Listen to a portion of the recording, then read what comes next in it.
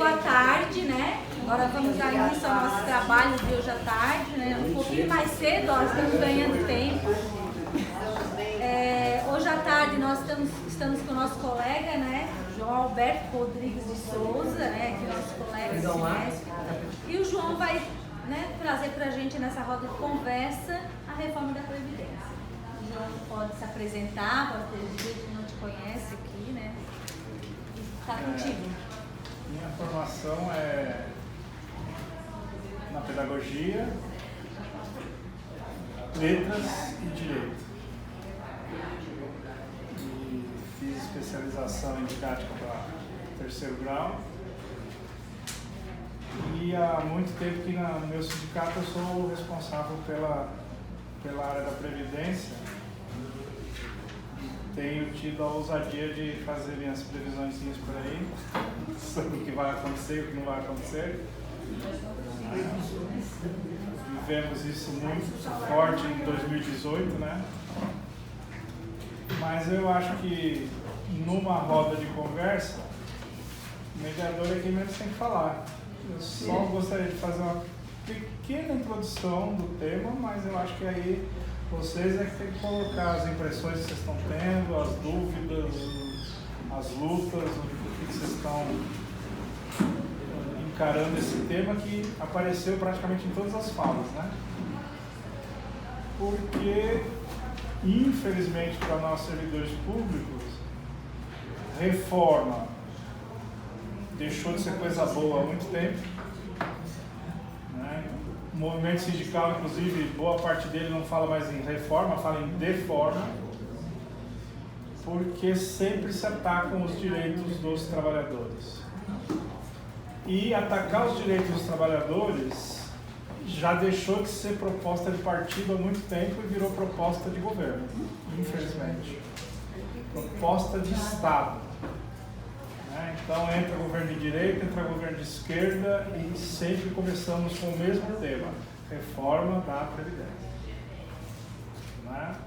Fernando Henrique fez a desgraça de 98, depois o Lula, que junto com o partido dele tinha destruído 11 tentativas do Fernando Henrique de cobrar dos aposentados a aposentadoria. Quando assumiu o governo em 2002, logo em 2003 saiu a reforma da Previdência, onde estava pela primeira vez a contribuição dos aposentados. E nós estamos nesse balaio aí. A Dilma também tinha sua proposta, algumas coisas ela fez sem ser por PEC, e quando ela quis ir para a PEC, o safado do Temer assumiu o governo e lançou a reforma dele. O discurso vocês estão cansados de conhecer. Infelizmente para nós é sempre o mesmo. Nós somos os privilegiados e o restante do trabalhador brasileiro é o coitado que sustenta os nossos privilégios. É isso que nós ouvimos e ninguém fala das diferenças para pior que tem no nosso sistema próprio de aposentadoria. Ninguém fala que nós contribuímos sobre o valor total dos nossos vencimentos. Ninguém fala que nós continuamos contribuindo depois que aposentamos. Ninguém fala que nós não temos FGTS. Isso aí não interessa para comentar. O discurso só é que nós temos aposentadoria integral de Marajá e a grande maioria do povo brasileiro tem o tetozinho do INSS e olha lá. Essa ideia de fazer uma previdência única, um sistema único de previdência, foi por aí que a reforma do Lula em 2003 começou. E nós, do movimento sindical e do setor público, conseguimos derrubar a proposta. E aí, no meio do caminho, desistiram de fazer o sistema único e manter o sistema próprio. Mas agora, né, a Dilma já tornou obrigatório aquilo que era optativo, que era criar os fundos de pensão, a aposentadoria complementar. Então, já virou obrigatório, os estados e os municípios têm que fazer esse fundo, obrigatoriamente. Né? E o que significa ter esse fundo e essa aposentadoria complementar? Significa que o funcionário público deixa de ter direito a as duas grandes lutas do funcionalismo: integralidade e a paridade. Né? Integralidade é receber na aposentadoria um valor semelhante, não vou dizer que é exatamente igual, mas semelhante ao da sua última remuneração enquanto estava na ativa, e a paridade, manter durante a aposentadoria o direito de ter os mesmos reajustes do pessoal da ativa. Então, todas as perspectivas agora são de destruir isso. E vendendo o discurso de que não vai ter dinheiro para pagar aposentadoria nenhuma se não fizer isso. O que, infelizmente, leva boa parte dos aposentados a não perceber onde que a reforma vai pegar no pé deles, né? A começar pelo aumento da alíquota, sem falar na possibilidade de alíquotas extraordinárias, que vão até 22% do vencimento, e sem falar na perda do direito de acumular pensão com a aposentadoria. Né? Então, o aposentado entra muito firme nessa reforma, mas o que se vende para ele é que o que se está fazendo é defender o direito dele, porque não vai ter dinheiro para pagar aposentadoria nenhuma. Né? E aí, nesse balaio de gato, entra tudo. Entram desde os estados, que, como a gente teve relato aqui, não está conseguindo pagar nem os salários em dia, como entram os estados que não tem esse problema. Né? O município de São Paulo, por exemplo, gasta no máximo 38% do seu orçamento com folha salarial. E querem dizer pra gente que nós somos do mesmo jeito que Minas e Rio, que chegam a gastar 77%, 88% do orçamento com folha salarial. Né? Por lei, no município de São Paulo, a folha de pagamento não pode passar de 40% do orçamento. Mas querem nos jogar a ideia de que nós é que impedimos que tenha investimento, nós é que impedimos que a população receba os serviços e nós é que somos os vilões da história. Eu acho assim, ó, a minha questão é que o João pudesse finalizar a fala dele trazendo o contexto atual de ontem e de hoje. Né? Houve aí uma mexida no caldeirão, né? E hoje a imprensa está trazendo várias questões, vários pontos a respeito da reforma da Previdência, que eu acho que ele já trouxe um pouco no início da fala dele, né, João? Mas eu acho que poderia finalizar com essa situação aí do Bolsonaro indo atrás, né, dos acordos, do apoio e tal, né? E o que isso, como é que tu vê isso aí no contexto, né, que você já contou? Bom, é bem aquele cenário que nós falamos no começo, né? Quer dizer, o executivo está numa situação de pressão pelo legislativo, porque o legislativo não vê forma de encaminhar a reforma do jeito que o executivo quer, porque não tem alguém que fale pelo executivo dentro do Congresso. Né? O Maia tentou assumir isso, que não era papel dele, simplesmente porque ele é amiguinho do Guedes e queria fazer o favor de agilizar a reforma, e aí uma questão já de bastidor pessoal, né? Quer dizer, não é tanto que o Maia ame a reforma da Previdência, ele é amigo pessoal do Guedes, sempre foi, né? Então ele queria mostrar serviço para o amiguinho, só que ele percebeu que ele entrou de gaiato numa situação muito complicada, porque o governo estava largando para ele a articulação política dentro do Congresso, e ele é presidente da Câmara, quer dizer, para ele fazer articulação política em nome do Legislativo, ele estaria anulando, em nome do Executivo, ele estaria anulando o Legislativo do processo. Né? Então ele simplesmente caiu fora e falou que não ia fazer essa articulação política, que cabia ao presidente ir lá no Congresso e explicar que reforma política era essa. Como eu já conversei com vocês, essa nova política não existe, né? É uma fantasia do governo, e cada vez que a realidade bate na cara deles, eles ficam espantados e deixam transparecer isso para a imprensa. Então vocês viram que na sexta-feira o Bolsonaro falou que esse país é ingovernável. Quer dizer, se o presidente da República jogou a toalha, gente, a última saída apaga a luz. Certo? Porque se o presidente da República não consegue governar com tudo que ele tem na mão, né, com todas as MPs e etc. que ele tem na mão, e os cargos e as verbas e tudo mais, se ele é incapaz de governar o país, então realmente é caso de o último sair e apagar a luz. E no momento em que ele disse isso e a imprensa repercutiu, ele ficou numa situação muito complicada. Né? Como é que não dá para governar, então parou, acabou? Aí ele saiu nesse fim de semana com a convocatória do apoio das bases dele, das direitas do país, convocando todo mundo para o dia 26, domingo, né, para ir para a rua para defender as propostas do governo, a reforma da Previdência, todos os projetos que o governo quer.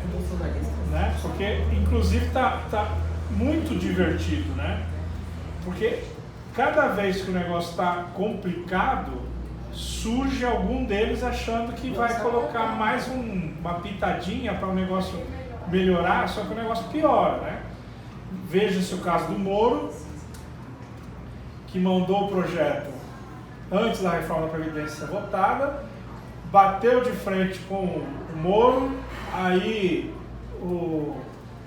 os pimpolhos entraram na brincadeira, né, os Minions filhos, e o negócio ficou mal parado. Tiraram do Moro, da proposta dele, a proposta de ficar com a COAF dentro do Ministério e jogaram para a economia, onde aí não tem delegado, nem investigador, nem juiz para fazer nada sobre os problemas eventualmente encontráveis. Então foi uma tremenda derrota, o governo não ajudou a combater a proposta contrária ao Moro, o Moro perdeu feio, passou carão, né? E agora vem o presidente dizendo que quer o povo na rua para mostrar o apoio às propostas, que seria uma forma de pressionar o Congresso. Eles sentiram na pele o dia 15 e estão morrendo de medo do dia 14. Né? Se a educação sozinha fez aquele tsunami nesse país, imagina todo mundo no dia 14 o que vai ser. Né? Então ele está tentando correr atrás do prejuízo, como o povo costuma dizer. Aí, ao mesmo tempo que ele assopra, ele bate. Porque ele virou e disse que essa colocação do povo nas ruas vai dar a força necessária para caminhar com os projetos no Congresso. Mas, ao mesmo tempo, ele disse que não tem crise no Congresso. E, ao dizer que não tem crise no Congresso, no parágrafo de baixo, ele esqueceu e falou que a classe política é um grande problema. Bom, se não tem crise, por que a classe política é um grande problema? Eu queria entender. Eu estou igual o Guedes. Eu só queria entender, eu não estou entendendo nada. Se não tem crise entre o Legislativo e o Executivo, por que a classe política é um grande problema? E se você continuar vendo o que ele andou postando no fim de semana e nessa segunda-feira, né, a gente vê a tal da ingenuidade, entre aspas, de continuar achando que tem uma nova política, porque ele disse que a gente quer conversar com o Congresso, mas tem gente que quer mais do que conversar. Ou seja, os políticos continuam os mesmos, eles querem uma mão lava a outra de sempre. Então toma lá da cá, que sempre foi a política desse país. Né? Que ele quer dar a entender que foi só o governo de esquerda que fez isso, né? Mas toma lá da cá nesse país existe desde a Carta do Caminha, que eu me lembre. Que eu me lembre, na Carta do Caminha já tinha lá, olha, dava para ajeitar o meu sobrinho, precisava de um cargo, né? Então, que eu saiba, começou lá na Carta do Caminha. Então, querer dizer que o toma lá da cá é uma invenção da esquerda no governo, é achar que nós somos um bando de idiota que não conhecemos a história desse país. e ficar surpreso porque no Congresso tem gente que quer mais do que conversar, é porque ele realmente tomou o ônibus errado e foi parar em algum lugar desconhecido. Porque a história do país é essa. Não teve nova política elegendo ninguém no Congresso. Né? Os congressistas são os mesmos de sempre, com as mesmas expectativas, querendo as mesmas verbas, os mesmos cargos que sempre quiseram. Então, achar que botar gente na rua no dia 26 vai fazer os congressistas mudarem de opinião, primeiro que eu acho que difícil um tsunami igual do dia 15 o que vai ter no dia 14. Mas se ele quer partir para o confronto, eu acho que ele tem que aprender uma liçãozinha, mais uma, né? Tem que levar mais uma lição, né? Que já teve da educação, e se ele não aprendeu com a educação, vai ter que aprender com o resto do funcionalismo e da população, porque como vocês viram, essa reforma é ruim para todo mundo. Então eu acho que tudo isso vem confirmar aquele cenário que a gente colocou para vocês logo no começo. Nós estamos vivendo um sistema onde tem um governo que se acha apoiado em 3 pés que são absolutamente fantasiosos. E eles continuam agindo como se esses 3 pés existissem. Como se existisse um projeto da direita, como se a população que votou neles na eleição continua fiel e votante neles, e como se existisse uma nova política que eles venderam que existia e até agora não conseguiram mostrar qual que é. Então, dentro desse cenário, acontece essa desmoralização que eles estão vivendo constantemente no Congresso. É uma desmoralização atrás da outra, né? Basta a gente lembrar as primeiras votações que aumentaram as despesas do orçamento, derrota do Moro, o sacrifício do Guedes na comissão, onde não tinha um representante do governo para defender o infeliz com as suas propostas, por mais que a gente ache que é uma besta e que estava lá perdendo tempo, mas qualquer governo se organizaria para ter uma tropa de choque para defender os absurdos que ele foi lá defender. E ele ficou sozinho, abandonado a 1, 2, 3, 4, 5, 6, 7, 8 falas seguidas de oposição, e ele lá fazendo aquele papel de tonto, né? E acabou com aquela história que nunca ninguém vai esquecer da Xuxuca, né? Mas deixa pra lá. Então, pegou, né? Que é Xuxuca tá pego, não vai ter jeito de tirar. É igual chiclete grande, ninguém tira. Né? Então... Olha a Xuxuca aí. Não sei essa história. O deputado virou para ele e falou que com o trabalhador, com o desempregado, com os pobres, ele é o Ricardão. Mas com os bancos, o poder econômico, ele é uma tchutchuca. Você vende. Né? Então... E não tinha ninguém para defender, ele saiu aos berros de lá, ligeiramente alterado, né? Mas foi o que armaram.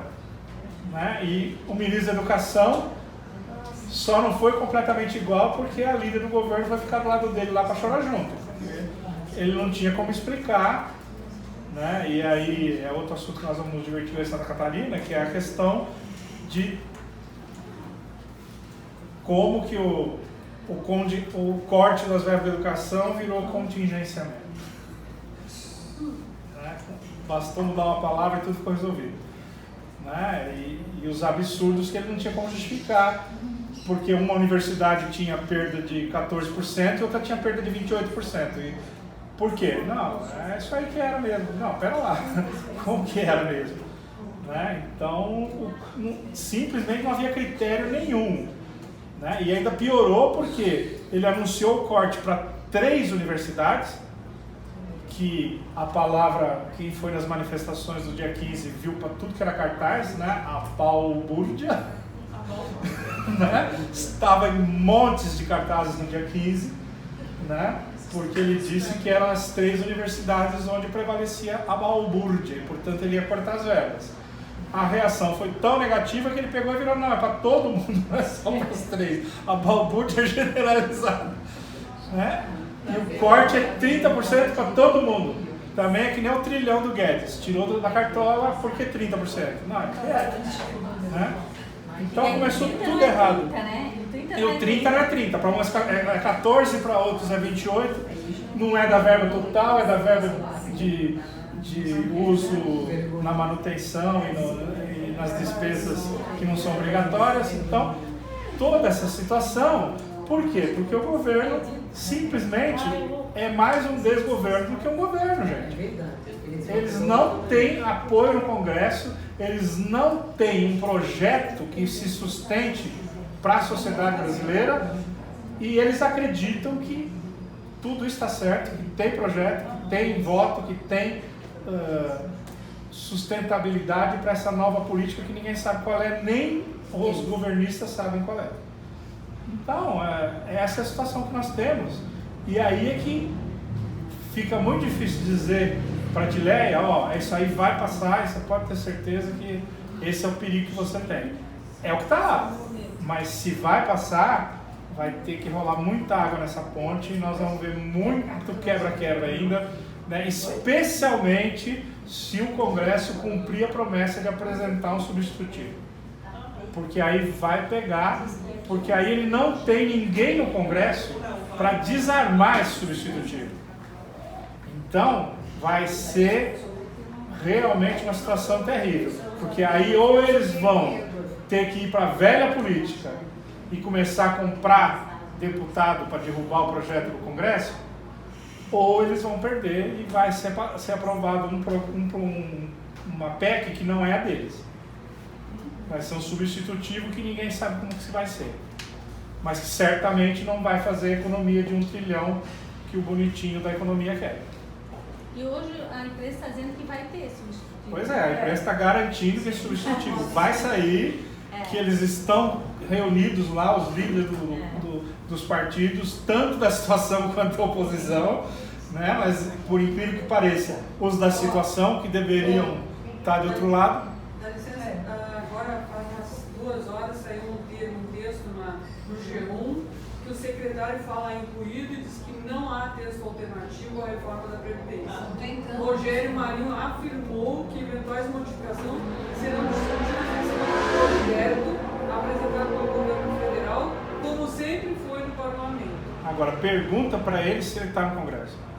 Claro que não. Ou se ele está sentadinho no ar-condicionado do Ministério, fazendo defesa do Bolsonaro. Né? Porque lá no Congresso o negócio está pegando fogo. Porque não tem líder do governo lá que converse com todo mundo. O líder do governo, até os jornalistas dizem que ele é um zero à esquerda. Até os jornalistas, não é nem a oposição que fala.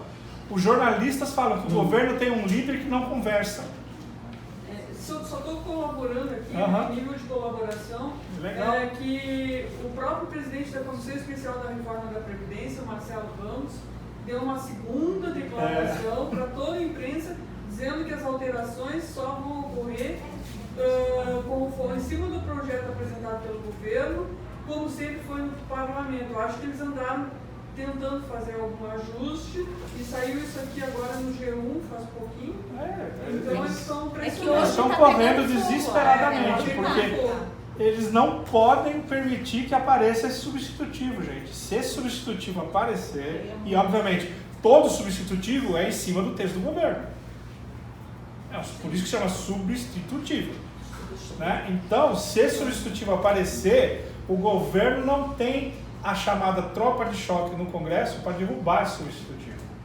Eles vão ter que usar da velha política. E aí vai ser divertido de ver, né, pagando a língua de quem achou que tudo seria maravilhoso porque nós somos a direita e esse país agora endireitou. Né? Então eles vão ter uma surpresa grande. Esse substitutivo, ele é como se fosse uma nova lei? É um novo PL, é um novo projeto, uma nova PL. É uma nova lei? Quando chega um projeto no Congresso, tem 2 formas de você alterar o projeto. Ou você apresenta um substitutivo, ou seja, é uma PEC completamente nova no lugar da que está lá, ou você apresenta emendas, que aí mudam só pedaços da PEC. Então, por exemplo, está lá dizendo que a idade será bababã, então você apresenta outra, a idade será 50 anos em vez de 62. Né? Então, são formas de você alterar o que está posto lá, apresentado pelo governo. Então, se é uma mudança para o texto inteiro, aí chama substitutivo. Se é para partes, são emendas. Emendas até o começo da tarde hoje tinha só 15. E aí depende do relator escolher colocar essas emendas ou não. Né? Você sabe como é que funciona a tramitação, né? O relator vai fazer um relatório, esse relatório é votado na comissão. Depois de votado na comissão, ele vai para o plenário e o plenário vota este relatório, né? Ou seja, o texto original, ou o relator pode fazer um substitutivo botando alterações no texto original. Votado esse relatório, se tiver 3/5 dos votos, ele é encaminhado para o Senado. No Senado ele recebe, a PEC recebe um novo número, né? Essa aqui é a PEC 6 na Câmara, lá no Senado vai receber outro número, dependendo da ordem na hora que chegar lá. Então vai ser o PEC número sei lá o quê. E começa a mesma coisa, vai para a Comissão de Constituição e Justiça, depois que a Comissão de Constituição e Justiça votar, vai para a Comissão Especial, criada exclusivamente para tratar desse PL, dessa PEC, desculpa, e aí essa PEC vai para votação. Se o Senado mudar uma vírgula do que foi aprovado na Câmara, o texto volta inteiro para a Câmara de novo para ser votado outra vez. Aí a Câmara ratifica ou não o que o Senado colocou. Como é uma PEC e já tem um quórum qualificado para votar, não comporta veto. Ou seja, o que o Congresso aprovar é a lei que vai ser promulgada. Não tem como o presidente falar, não, eu não gostei desse artigo, veta esse, veta aquele, não. Porque para derrubar o veto, precisaria exatamente do quórum qualificado que já tem. Então não cabe veto em PEC. E aí termina o processo e vira lei. Até a véspera, quem tiver adquirido direito a qualquer forma de aposentadoria atual, mantém o direito para sempre, quando quiser que se aposente. Quem não conseguiu, cai no miserável sistema de transição, que o que tem lá é terrível. A gente espera que pelo menos isso mude, pelo menos isso, mas a gente espera mais mudanças ainda, né? E vamos aguardar ansiosamente essa semana se vai aparecer ou não o projeto, ou se o governo conseguiu abafar, né? O governo vai contar de tentar segurar pelo menos até domingo e ver se o que eles vão colocar de gente na rua no dia 26 será suficiente para o Congresso desistir de enfrentar o governo. Se não for, aí nós vamos para o enfrentamento. Para a gente que quer que vote o mais longe possível, quanto mais confusão, melhor. Ou, por exemplo, né? Porque a gente tem um monte de gente que consegue as condições de aposentadoria no segundo semestre e que estão desesperados por essa PEC não andar. Né? Estão acendendo vela para tudo que é santo e orixá para não ir para frente essa PEC. E a ideia é justamente essa. Né? O problema é que agora a situação está muito mais nebulosa do que antes. Né? Vocês lembram que eu conversei com vocês em maio de 2018 e falei para vocês que não ia ter reforma da Previdência antes de 2019. Né? Para algumas pessoas eu já tinha falado no fórum anterior, o de outubro de 2017. Né? Então, é assim que a coisa caminha. Mas naquela situação eu tinha certeza absoluta que eu podia falar que não ia ser aprovado. Agora não tem condição de falar nada. Porque a situação está tão sem pé nem cabeça que a gente não sabe se de repente aparece algum milagroso lá para resolver, né? Ele fez até trocadilho esse fim de semana, né? Disse que as coisas no Congresso tem que acelerar, mas que ele é Messias, mas não faz esse milagre, né? Então, Messias ou não, ele vai ver que a realidade é um pouquinho mais ousada do que ele pensa. E então a gente vai ter que aguardar os acontecimentos. Mas eu espero ter conseguido contribuir um pouquinho para ajudar vocês, porque nós temos que ter essa obrigação com os nossos filiados, né? Nós temos que responder a todas essas dúvidas que estão na cabecinha deles também, né? Então a gente tem que estar com esses temas, por mais dolorosos que eles sejam, porque eu imagino quem está à beira de se aposentar e que não sabe se vai dar ou se não vai dar, o desespero que deve ser, né? Porque do jeito que está essa transição, pode faltar 2 anos para aposentar e pode faltar 14 anos para aposentar. Imagina isso. Né? Essa é a situação que está posta. Existe uma angústia muito grande, Né? sabe, João? As Então, pessoas ligam lá para a associação, ligam direto, até para mim, né, direto, e eu fico numa situação delicada. A orientação tem que porque ser eu não essa. sei nem o que dizer. A orientação tem que ser essa, dia 14 na rua. Essa é a orientação. Dia 14 na rua. Se a gente não estiver na rua no dia 14, não tem esperança.